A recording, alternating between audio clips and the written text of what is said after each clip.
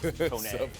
Okay, this has been suboptimal. And we are a tournament that is an engine run on upsets. This is why I was sad about Middle Tennessee State being left out. This is why I was sad about St. Mary's being left out. And now I am sad because we're going to lose one of the Davids that we conventionally have come to love. But I will point out that there is a difference between these two Cinderellas. If you're the NCAA, if you're college basketball, the mascot you want is not a shirtless head basketball coach. The mascot you want at a time of FBI controversy and corruption scandals is the nun. You want the nun. That's the face of the sport. And so if college basketball gets its way, I think Loyola-Chicago would be the one advancing, yes. Israel Gutierrez? Yeah, I don't have that big of a deal with these teams facing each other because I haven't, like Pablo sort of is implying here, fallen quite in love with Nevada as much as I have with Chicago. And I think if you look at the situation and look at, obviously, you know, the mascots is one of them, but if you look at who's actually should be favored to win this game, I think Chicago should be as well. But really, what I like about these two teams clashing here in this is that one of them is going to be able to play to get into the Final Four. That's what you really want from a Cinderella. This pretty much guarantees that that's going to happen for one of these two teams. I mean, it does guarantee it. Sister Jean a mascot?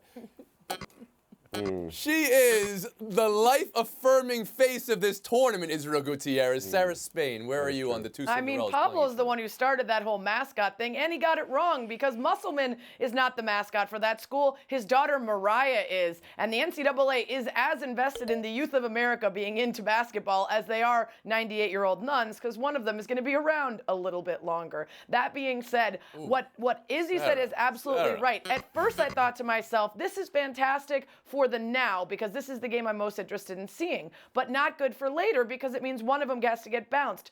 But it's actually good because it guarantees that one of those two teams is in the Elite Eight, which means that either way you get to root for one of these Cinderellas as you go forward, which is awesome. And Woody Page.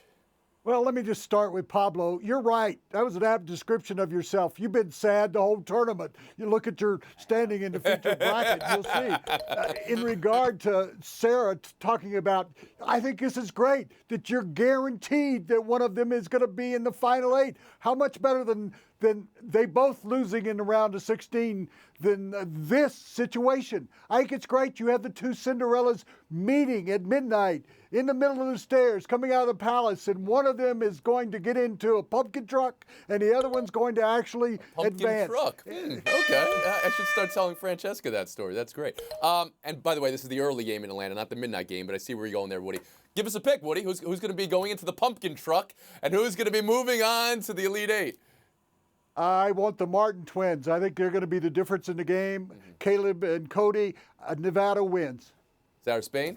You guys keep saying Nevada. Are you doing that on purpose after I told you all it's Nevada? You guys, your mentions are going to be blowing up. You all said it wrong. It's going to be Loyola-Chicago. Gutierrez? I'm going to take Loyola-Chicago. 10 turnovers in their first two games only. I like that team. And Pablo? Sister Jean is building a resume for beatification. She is. How many miracles? You need 2 miracles? All right. Clutch Jean. Halfway there. All right.